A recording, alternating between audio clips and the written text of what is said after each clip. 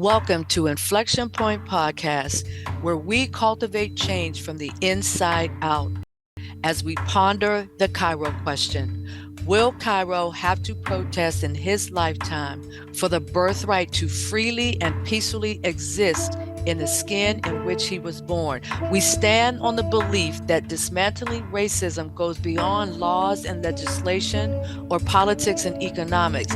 Here, anti-racism activation is presented as an inside job where personal transformation and accountability impact social change. So take a seat at the anti-racism activation table with Inflection Point Podcast. Well, hello, and thank you for tuning in to the latest episode of Inflection Point Podcast. At Inflection Point Podcast, we are dedicated to the art of listening in authentic conversation. We challenge our audience to listen actively and intentionally for the purpose of self-awareness, in-depth perspective taking, personal transformation, and ultimately social impact. The 2024 theme explores the art of community conversation in today's climate of EDI, anti-racism, book banning, and all kinds of things that we have going on. I am your host, Anita Russell, and here's a quick hello from co-hosts Mavis and Gail. Hi, I'm Mavis Bauman. Hi, I'm Gail Hunter. So in this episode, we dig into the topic of community policing and engagement. So our challenge is for you to listen, to gain insights into navigating this important topic and making a positive impact in your community conversations. So let's start by taking a look at the history of policing in America, which begins in the era of slavery.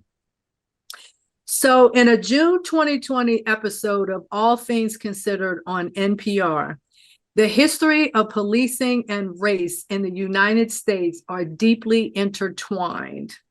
This statement comes from the individual who is being interviewed on that particular episode, and this is Professor Keisha Blaine.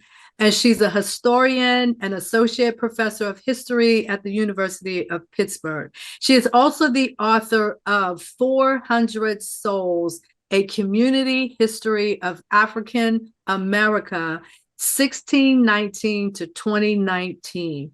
So where did all of this begin? When you think about it through a historical lens and really understanding the connection between policing in this country and slavery. So we take a little journey back to the 1790s. And if you find yourself in Charleston, North Carolina, you will probably come across slave patrols. And there was an organization that was formed called the Charleston City Watch and Guard. And this was the beginning of slave patrols. And so if you picture Charleston at this time, its majority of the population is actually Black, but these are primarily enslaved individuals. And so the white population was actually in the minority, right? And so if you could picture yourself being a minority white person, you're a slave owner, and you know that you're outnumbered, there might be a certain level of fear inside of you at the possibility of slave uprisings, slave rebellions. And so there was a desire to have a group that focused on the control of Black people, right? So then if you move a little bit further down and you come into the Reconstruction era, now we're past the Civil War, we're moving into the Reconstruction era, and flowing out of the Reconstruction area, I keep saying era is the Jim Crow era. So you put those two together, Reconstruction and Jim Crow. And that idea of enforcing and controlling the movements of Black people were still there. And now we have the Jim Crow laws that are focused on enforcing these Black codes, which were the laws and policies that were meant to control the lives and the movements of Black people. And so when you take it from the slave patrols designed and purpose for controlling the lives of movement of Black people, then you move into the Reconstruction era and the Jim Crow era, and you find the same thing, that now we've kind of progressed in the sense that these laws, these Black codes, these laws, this has now been codified into the structure, the social structure of this country, this idea of controlling the lives and the movements of Black people, right? So then you think about the history of Black rebellion against police violence, right? And so if you take yourself again into that era of what was happening with the slave patrols, now you bring yourself into contemporary times. If you take a look at the 60s and the civil rights movement and all of the things that were going on in that time period. And there is a woman by the name of Dr. Elizabeth Hinton, who wrote a book entitled The History of Black Rebellion Against Police Violence. And so she was interviewed on The Intercepted, right? And under the title of Understanding the History of Black Rebellion. So if you go back to 1968 and you remember what there were some very tumultuous things that were happening in the 60s with the civil rights movement. And if you recall, a lot of the images with the dogs and the police and all of that, all of those things, the crossing of the Edmund Pettus Bridge. And you think of all of these things and all of these images that come to mind when you think about the 60s and the Black, the Black Power movement, the age of Black rebellion and all of that. And there was a lot of uprisings in major cities. You think about Newark, New Jersey, you think about Detroit, Michigan, and so many other cities across this country where there were these uprisings, right? And most of the time, people think of those uprisings and they frame it within a context of violence, right? But what Dr. Elizabeth Hinton does is that she frames it within a different context, right?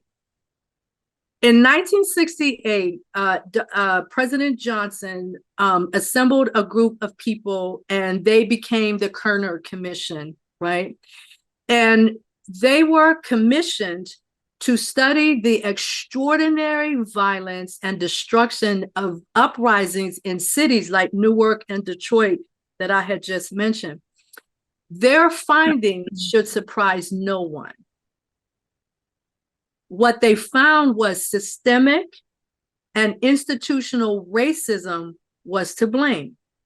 So if you look at structural white supremacy in this country and how it maintains these two societies for the most part, one Black, one white, separate and unequal. And so when you look at all of this history and really begin to understand that we did not get where we are today by accident, right? Absolutely. We did not get here by accident. It was all laid out in the history. Right?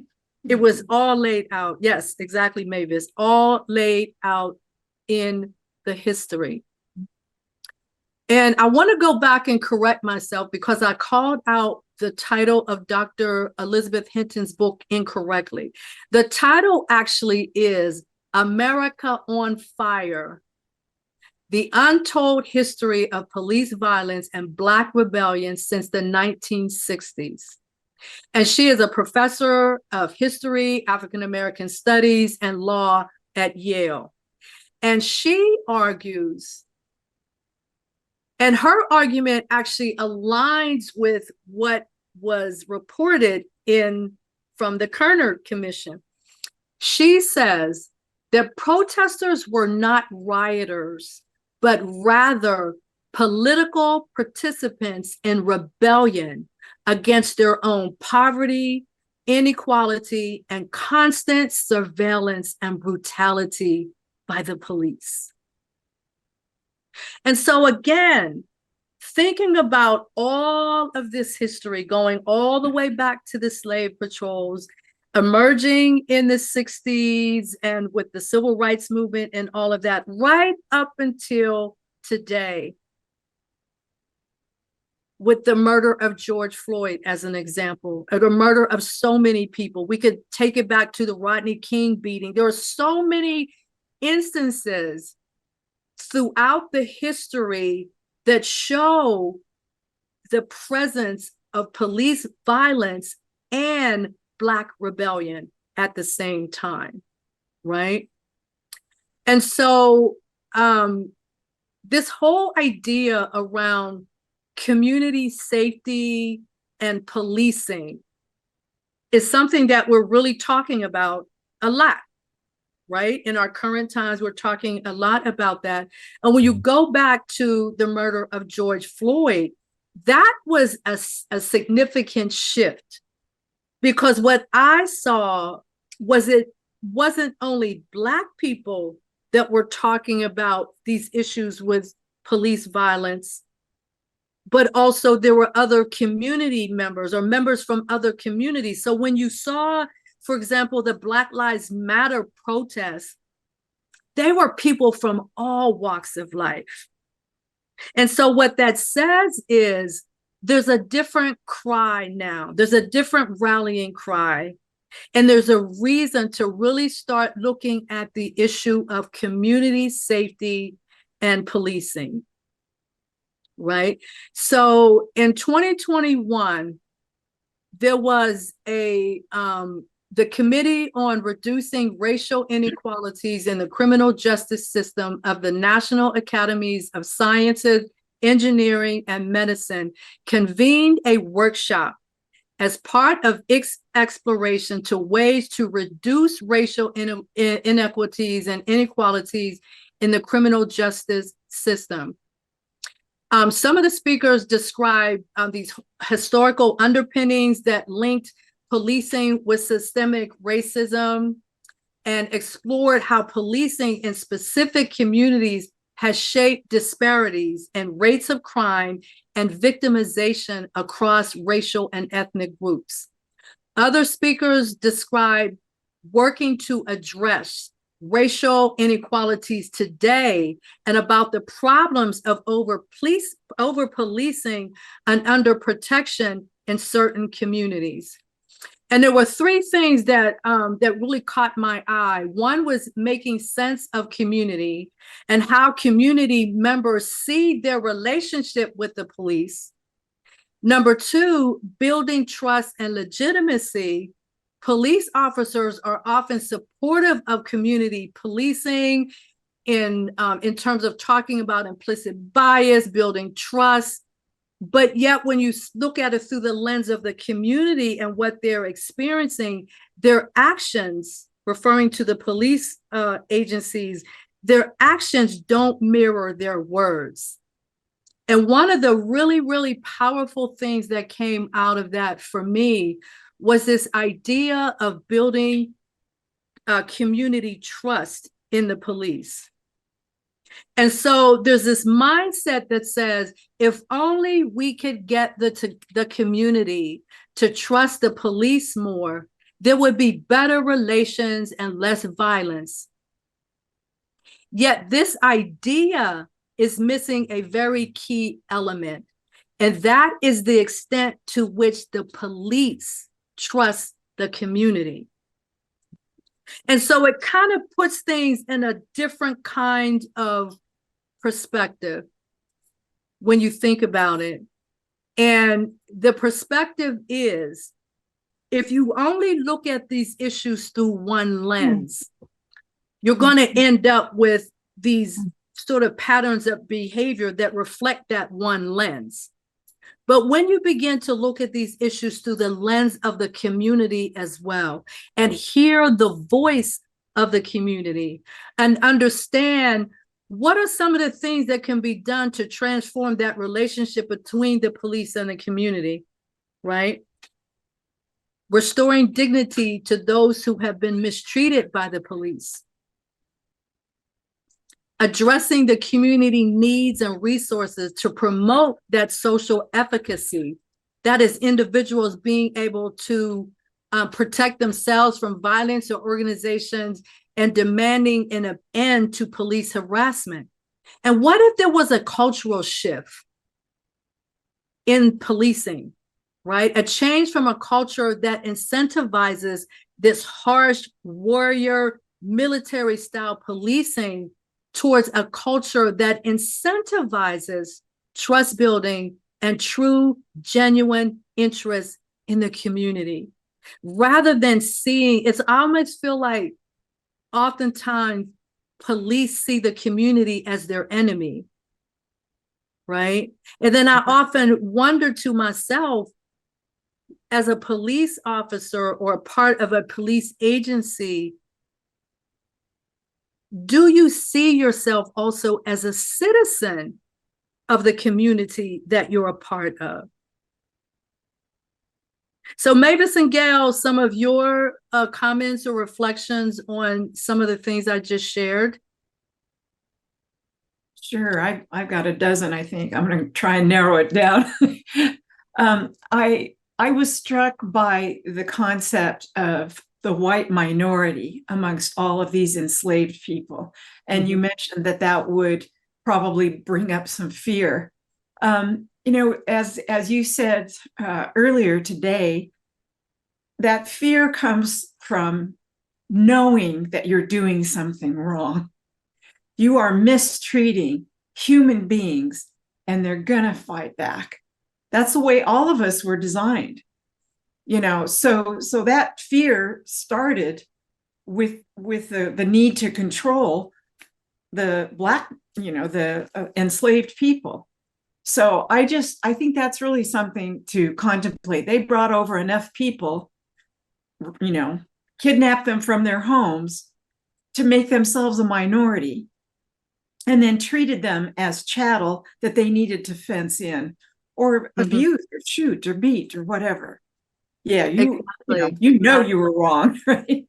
And you can kind of see when you think about policing in communities, to a certain extent, you can kind of see the presence of that same kind of uneasiness or fear and things like that. And the idea of always or very often seeing Black folks as a threat.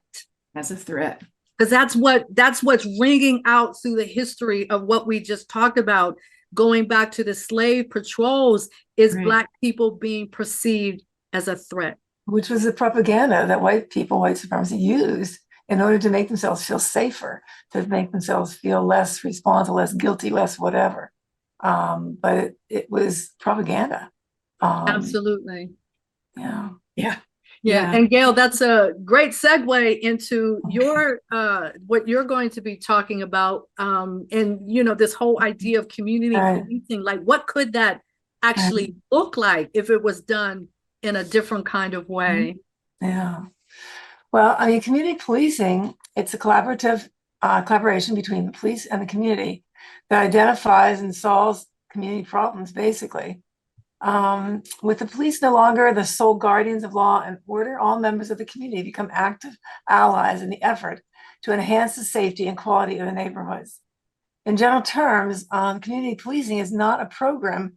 It's not a set of activities. It's not a personal designation. It's rather community policing is a law enforcement philosophy and a way of thinking about improving public safety. And in November of 2004, in Oakland, voters approved the Violence Prevention and Public Safety Act, commonly known as Measure Y. And the primary objective of Measure Y was to enhance public safety with a specific focus on reducing violence among Oakland youth. Funding from a 10-year parcel tax support, three key components, violence prevention programs, community policing officers, and fire and paramedic services were actually funded. Additionally, 3% of the funding was allocated for an independent evaluation. The report examines community policing from a national perspective and considers establishing goals, principles, components, and strategies within the field of policing. Drawing on decades of research and implementation efforts, it assesses how Measure Y's community policing elements align with best practices.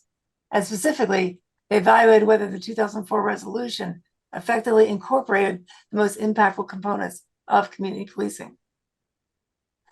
So their aim was to provide a framework for strengthening community policing efforts in Oakland. And the report's intended audience include the mayor, the city council members, the police departments, leaderships, members of violence prevention and public safety, and city residents and community-based organizations. So to understand the key components, that the community policing remains a dominant philosophy in local law enforcement across the United States, with approximately 81% of the population served by agencies that have adopted community policing approaches. However, despite its widespread adoption, community policing practices vary significantly among the jurisdictions, and the concept holds different meanings for different people. The key components of the community policing are organizational transformation, such as successful community policing initiatives require transformative changes within the police departments. These changes can encompass management policies, organizational structures, personal practices, and information technology systems. Organizational transformation is essential for integrating community policing principles throughout the entire department. The second is a community partnership. To be able to build strong relationships with the community is at the core of community policing. Police officers collaborate with residents, local organizations, and businesses to address safety concerns. Community engagement fosters trust, enhances communication, and promotes shared responsibility for public safety. And the third is problem solving, and community policing emphasizes proactive problem solving rather than reactive responses. Officers work with community members to identify and address underlying issues that contribute to crime and disorder. They analyze the data, they conduct community assessments, and implement targeted strategies that are key components of problem-solving efforts. So in summary, community policing is not a mere program or set of activities. It is a philosophy that permeates every aspect of a police department. By embracing organizational transformation, fostering community partnerships, and prioritizing problem solving, law enforcement agencies can effectively enhance public safety and build stronger communities. One of the ways that one of the cities that has done something about that was in New York City with the Cops and Kids program, which was initially set to begin to build bridges through an area of performance. So the Cops and Kids was an groundbreaking police community relations program, was jointly run by the All Stars Project, the New York City Police Department, and the Newark Police Division. And this innovative initiative leverages performance, improvisation, and dialogue to foster positive relationships between inner city teenagers and police officers. The Operation Conversation of Cops and Kids workshops gave teens and cops the chance to step outside their usual roles and responses and discover new ways of relating. There's a Dr. Lenora Fulani, Director of History, in 2006, an innovative grassroots program created by ASP co-founder herself, who's a developmental psychologist and community activist. And she developed this program in the wake of a shooting of Sean Bell in Queens, New York in 2011. The New York officially The NYPD officially incorporated Operation Conversation, Cops and Kids into their training of its police officers and new recruits in 2015. I'm not sure if it's still operating, but it was operating for several years.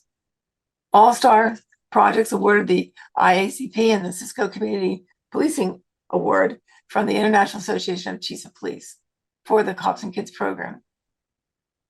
How it works was that they used the power of performance to create a new kind of relationship, changes the environment in which police and youth interact. Participants agree that performance helps build trust. Nothing is more important to the city and to the nation than building trust and creating a close and working relationship between the police and the communities of color. So they these workshops engaged, as I said, the police and the teenagers, and they did improvisational games, they did meaningful conversations, they did a lot of performance-based activities, with the goal always to enhance understanding, trust, and cooperation between the two groups. By using performance as a catalyst, Cops and Kids transforms the way police and youth interact. It shifts the focus from traditional policing to collaborative engagement. And the program, as I said, received the award in 2015. The survey results from 2013 indicate that 84% of the participants believe the program positively impacted their future interactions. So in summary, for the Operation Conversation, Cops and Kids, it exemplifies how performance and dialogue can bridge gaps, promote understandings, and create safer communities. And by fostering positive relationships, this program contributes to a more connected and empathic society. There's another program, which is the Indianapolis Congregation Action Network, or they call it IndyCan, C-A-N, which is a multiracial, multi-faith, nonpartisan organization in central Indiana that catalyzes marginalized people and faith communities to act collectively for racial and economic equity. Founded in 2012, the mission of IndyCan was to build the leadership capacity of low and moderate income people who live, work, and worship in central Indiana, empowering them to work alongside service providers, policymakers, and other stakeholders to increase collaboration, leverage resources, and improve the systems impacting their lives. 24 IndyCan's expanding alliance reaches tens of thousands of people from Indiana's 17 largest denominations and the Catholic Archdiocese. IndyCan was a member of the People Improving Communities through organization, a national network, and network of faith-based community organizations. Its approach they were faced with rising homicide rates and the associated costs of violence had made public safety and incarceration reduction a central focus of this program. The organization advocated for implementing the U.S. Department of Justice's evidence-based strategy known as ceasefire. This approach has successfully reduced homicides by 30 to 60% in cities nationwide. So the ceasefire strategy was targeted individuals at the highest risk of violence. By connecting them to employment opportunities and alternatives to street life, ceasefire aimed to break the cycle of violence. It also was seeking to heal the strained relationship between law enforcement and communities of color. IndyCan promoted better integration of immigrants and that had previously been incarcerated individuals into the community. And strategy included transitional jobs and housing for those re-entering society. Addressing recidivism is a critical aspect of their work. And collaboration with local authorities, where IndyCan partners with the Marion County Sheriff they work to reduce Marion County's incarceration rate by 20%. And the diversion programs for mental illness, addiction, and low-level nonviolent offenses were also part of that plan. When Indianapolis announced plans for the new $1.75 billion criminal justice center, residents expressed concerns about perpetuating mass incarceration. IndyCan organized a campaign that united businesses, government, and community stakeholders to address these issues. What they were able to then accomplish through the organization, and they commissioned this, revealed a strong support for for also a new transit system. They originally, because of the ceasefire, and they came up with ban the box, and that an ordinance prohibits city and county agencies from inquiring about an applicant's conviction history until after the first interview, which is huge. If you are trying to find a job and you've just been released from prison and that history shows up, you know nobody's going to hire you. But when they hold that release back, there's a good chance then that somebody's going to hire you. And even if they get the history later, if they've already made that commitment. They also laid the groundwork for the Indiana Supreme Court's decision to end moneyball practices for low-level nonviolent offenders. They also stated, as I mentioned before, the strong support for new transit because it's inadequate transit, which is often a barrier to employment opportunities and essential resources. And they organized a regional transit expansion referendum to triple bus services in Indianapolis. So in summary, IndyCan's multifaceted approach addressed critical issues related to criminal justice and transportation, striving for a safer and more accessible city for everyone. Excellent, excellent, Gail. So we're going to take a quick break and then we'll come back and have a couple of comments on what you just talked about. Then we'll move into the final segment with Mavis. Okay, sounds good.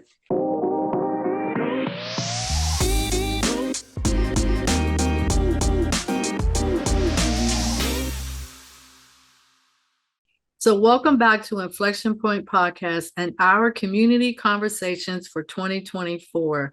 Our topic for this episode is community policing. And I'm going to pass the baton over to Mavis, and she's going to tell us a little bit more about community policing. And her topic specifically is beyond conversation, ensuring meaningful police community engagement. So take it away, Mavis. All righty. I do want to comment on something Gail described, this idea of law enforcement philosophy. Remember a while back we did a podcast about mindsets and how powerful those mindsets are.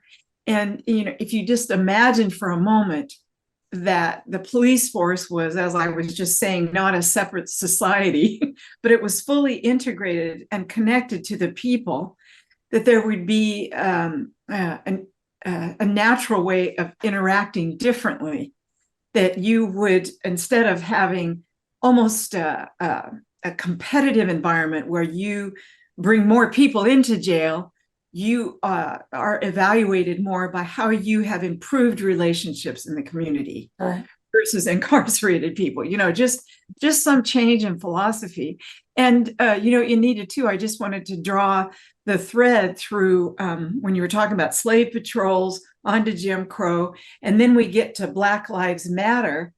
And all of that is evolution. And it looks like evolution's going the right way because more people are involved in these kinds of, civil rights issues. So I'm hopeful, and the police could certainly play a major role. I studied the project that 3 organizations embarked on: the Police Foundation, the National Urban League, and the Policing Project. They did a survey they arranged for a survey. Let me start at the top here. They found that although a number of departments have taken concrete steps to engage their communities, we don't know much about what's happened with these police engagements or what actually worked, what turns things around. Now, Gail, you quoted some stats that were pretty impressive. We'd just love to see more of that. What works in various places. And as we know, every community is different, is going to have different requirements. But anyway, this project, they, with these 3 organizations, they conducted a survey. And the question was, what are police departments doing to engage the public? And they received responses from 128 law enforcement agencies and 239 community members. So that sounds like a pretty good sample. They had 3 key findings. Virtually all participating police departments are taking steps to connect with the public. Number 2, there had been a great deal of community interaction, but much less in the way of true engagement.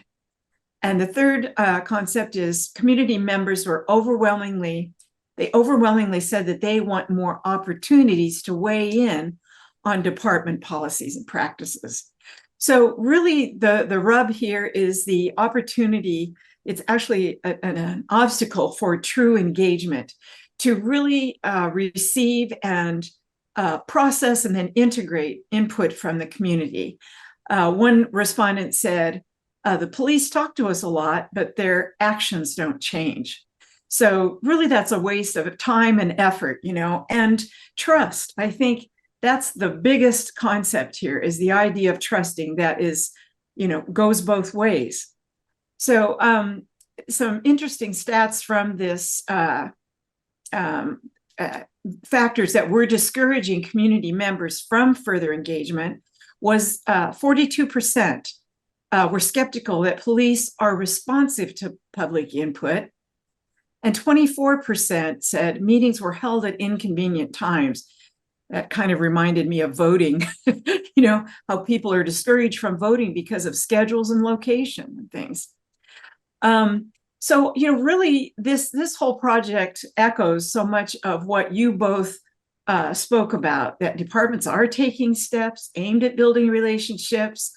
But the critical first step is community interaction. So, to have more of a lateral approach to change in terms of how policing occurs. Let's see, it says, however, more could be done to give the public a meaningful say in how their neighborhoods are policed. I don't know, I just kind of brainstorm about it a little bit, and I thought, what would I want? What terms would I want to see? What changes? Like more presence that was kind of friendly. You're talking and you're saying, how are you today? And somebody knows my name. Policemen, I know my neighbors were raking in their yard, and a couple of policemen just gave him 10 minutes and bagged his leaves. Things like that don't have to be codified or anything, but they can really change relationships in the community. So to develop engagement strategies that are actionable, equitable, and tailored to the particular needs of communities, you need to hear from all of the affected communities. Everyone in the community needs to feel safe to, give some input. You need to educate the public to ensure informed and meaningful input. It can't just be a gripe session. We need to really come to some civilized conversation, as we always talk about. We need to overcome staffing and resource constraints. And I'm sure that any policeman would tell you that that's always a problem. And we need to decide when, and I'm adding, and how to engage. So I thought it was interesting to see that policing organizations in general don't think the community is interested in their policies, and the communities don't see action. So, what is happening in that gap of understanding? I found a little piece about the woman who is now the United States Assistant Attorney General for Civil Rights. Her name is Christine Clark. She was appointed by President Biden.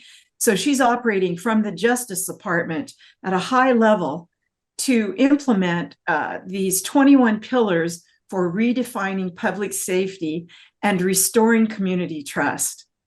And this is all about protecting and preserving life, dignity, and trust, while also building safer communities. There was 21. We're not going through all 21 right now, but the 5 themes in those 21 pillars are to collaborate with communities to re-envision public safety. And what does public safety mean? It seems to me that, that would involve a certain relaxing within a city, that there's not always kind of a high tension there. Would involve accountability, which we are all anxious for, change in divisive policing policies. We can think of several of those as well. Require transparency, reporting, and data collection. And then the 5th one is to improve hiring standards and training. So those are, fantastic themes that they're working from on high. I hope and pray that those really sift down to local organizations, local police organizations. I was even thinking about my own town. I've never seen or received an invitation to a police event, a police sponsored event, whether it's an educational event or the opportunity to speak to them in a public forum. It's very provocative to think about how I'm communicating to my local police force. So any thoughts on what I've just spilled? It all backs up what both of you have just said.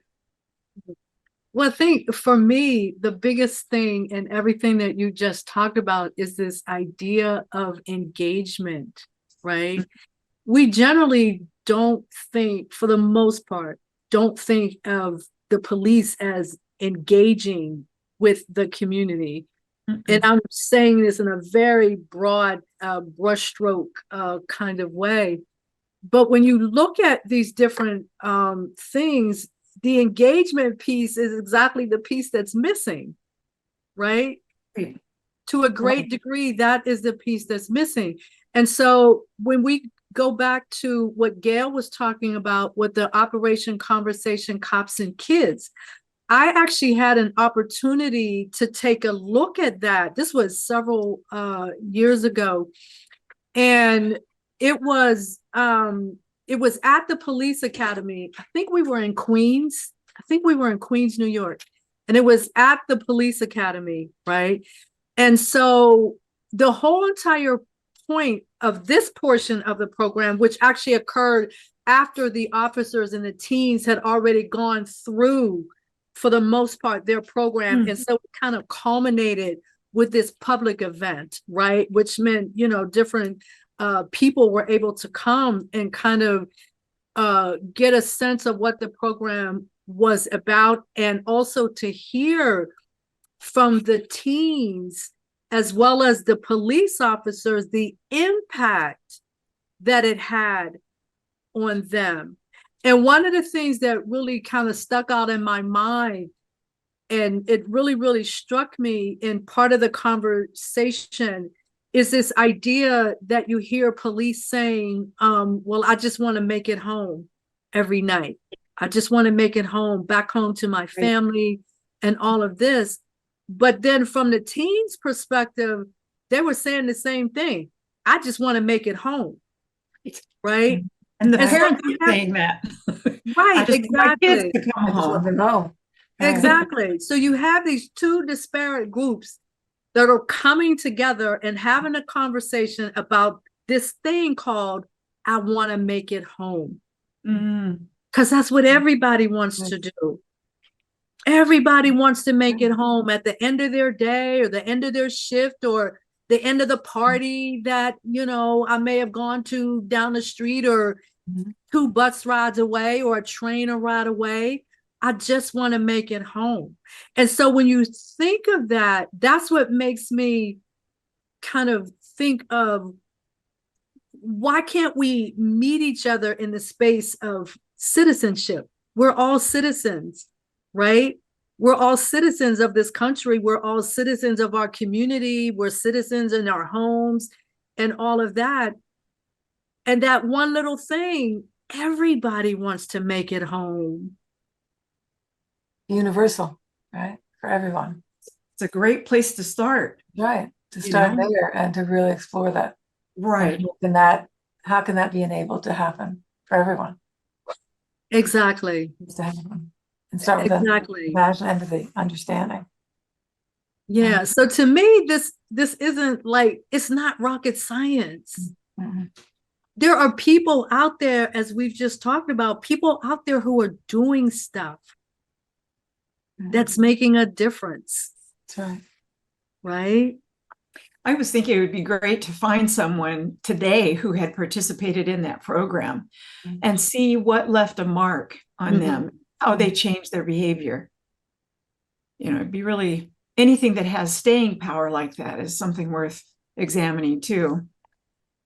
Yeah, absolutely. Well, it's about really establishing that trust and in a legitimate, authentic way between both, right? The police department, the police officers, and the community, and that they are a part of. You know? Right. Mhm. I happen to know a policeman in town. He was a little neighbor boy next to me years ago. And just knowing that he's on the force and he knows me makes me feel safer. Mhm. But without him, I would not feel like I had any protection. I might make an assumption and call 911 if I was really in a desperate situation. But it's not like knowing that they know me, you know, or you know, what I might be calling about. I don't know. I just, yeah, it's really comforting to know that he's within a couple minutes drive. Mhm. And they Yeah, did just to finish real quick, Anita, they did put him on a bicycle patrol in the summer and said, you know, they told us we needed to be more visible. I loved it. I loved it, but I only saw him. Right. You know, I never saw any other policeman on a bike. I don't know what happened with that. Well, Winter, it's maybe. like, yeah. So even like in another, just a way of looking at engagement, right, through this lens that we're talking about. Every year, Gail, as you know, the city of Pittsburgh has the arts festival, right? And not this past summer, but the summer before, Cairo was with me when we, you know, went. It was either the arts festival or the Juneteenth. It was one or the other. But I just remember walking. We were walking from Market Square down. You know how you walk down the street and you go down towards the hotel, right. approaching the park. Like, And, yeah. and when we got to the park, there were police officers there on horseback. So of course, Cairo was like, "Whoa, you know, here's these It's impressive. horses, right?" And there's police officers on these horses and everything. And we actually walked over and, you know, had a conversation, and he was able to kind of smooth the nose of the horse and everything. But just that little thing there is kind of Right. in the space What I'm of talking something about. that we're talking about is this engagement on a different kind of level. But at the same time, there's a part of me that knows there's certain things that that we may have to teach Cairo as he's growing up, as he get older, or when he gets to be the age of Azane, my other grandson, who is now 16, and he looks like a grown man, and, you know, all of these different things that bring about a level of concern when it comes to Black boys and police officers and things like that. So I just feel like we're in a place now where we should be looking at where can we find that balance where it's not necessarily viewed as enemy. I know there's an organization here in Pittsburgh just refuses to deal with the police just because of the way that the police in Pittsburgh approach and deal with the Black community here in Pittsburgh.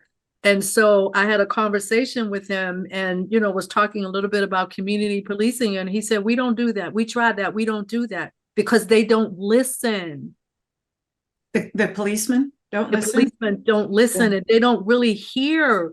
Right. And what that's what has to they're happen. saying. Yeah. Mhm. So this whole idea of having these community conversations, Right. take your uniform off and let's just sit But down and have a conversation. seeing the yeah. humanist in the other person, Yes. that's not happening. You know, Right. we're all human beings here and part of this whole humanity, and that just as police officers are and community members are. But when are we listening, and when are they listening, and when is it going to be in us instead of them and we, right? Right. Yeah. Exactly. I wished I could remember the film I saw where a woman in a Black neighborhood offered to be the first point of contact for conflict resolution. So somebody within the community who was not wearing a uniform, they brought the issues to her, and she, you know, would say, "Now I know your mama," and You know, I've known you since you're a little boy. I know you're not going to do that again. There was a completely different way of interacting and filtering out things that really don't need the police. Right. And, you know, if a policeman came up to me and I started to ask questions or something and they told me to stop talking, I would just be terrified. You know, you're going to treat me like a criminal right now. Yeah, I really love that idea. I don't know if it's still in operation at this point either, but she Wow. was strong and, you know, fed the kids when they came by, and there was the relationship and the trust, like we've been saying, is Right. just key. Well, even the concept of the social justice circles, think about how much that has been positively effective, right, in different groups, in different places. And that could be implemented also in communities. What do you mean, Gail? The social justice groups? Social justice circles. It's a process working through issues and conflicts in a circle. Oh, And right. like the Gachacha trials in Rwanda. Yeah, yeah. Yeah. Oh, I didn't know that communities had those. Well, they can. They can be trained and Oh, I see what you're saying. informed. Yeah. Sure, sure. And one of the things that in what you were talking about, Mavis, is this idea that some departments, some police departments certainly are taking steps to interact with the public.